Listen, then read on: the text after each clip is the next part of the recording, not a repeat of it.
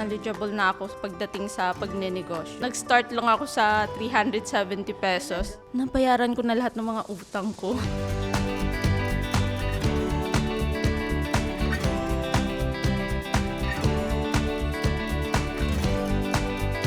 Nagsisimula ang pagiging wais natin sa mga pinipili natin sa buhay. Mapa sabong panlabaman yan o sa pagpasok sa bagong negosyo. Ako po si Tintin Babaw at ito ang Wais Serye na hatid sa inyo ng Surf Wais University. At ngayong araw makakausap natin ang mga wais moms at tatanungin ko sila kung ano ang kahulugan ng pagiging wais para sa kanilang pamilya at sa puhunan. At ito na nga, kasama ko na si Mommy Melogen ngayong araw na ito. Good morning! Ba't ito ang naisip mong gawing negosyo? Nakita ko siya sa isang community. I-enjoy sila sa pag-aayos ng kanilang mga anak.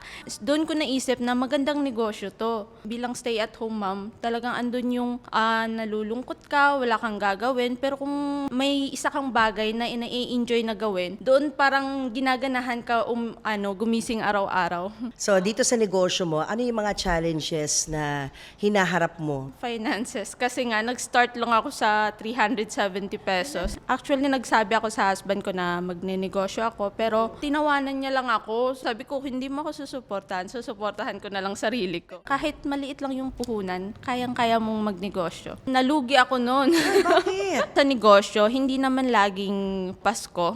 Dapat tanggapin mo din na dadating din yung time na hihina yung negosyo mo. At least natuto naman ako. Yun. Siguro yung isa din malaking tulong yung naranasan ko yung bazaar. Mas dumami yung aking mga buyers noon. Ang orders ko kasi 100 per day na yung pumapatak noon eh. Anong pinakamalaking kinita mo? Siguro mga nasa 100 sa 100,000. isang month. Di ba nakaka-inspire ang kwento ni Mommy Melo? Ano yung pinakamahalagang natutunan mo bilang estudyante ng Wais University at paano nito nabago ang buhay mo? Itong Wais University, nakatulong talaga sa akin para mapalago ko yung business ko. Nabayaran ko na lahat ng mga utang ko. Knowledgeable na ako pagdating sa pagnenegosyo. If there's one thing sa buhay mo na gusto mong i-share sa mga kapwa mommies mo na madiskarte din, anong gusto mong sabihin sa kanila? Dapat alam mo sa sarili mo kung saan ka dapat mag-focus. Kung walang susuporta sa'yo sa una,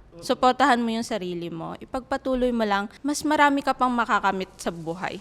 Ayan, napatunayan mismo ng ating mom ambassador na si Mommy Melogen na kung may pangangailangan, laging may wais na paraan. Ako po muli ang inyong Mamu Tintin Babaw at ito ang Wais Serye. Visit waisuniversity.com to learn more about Surf's Wais University.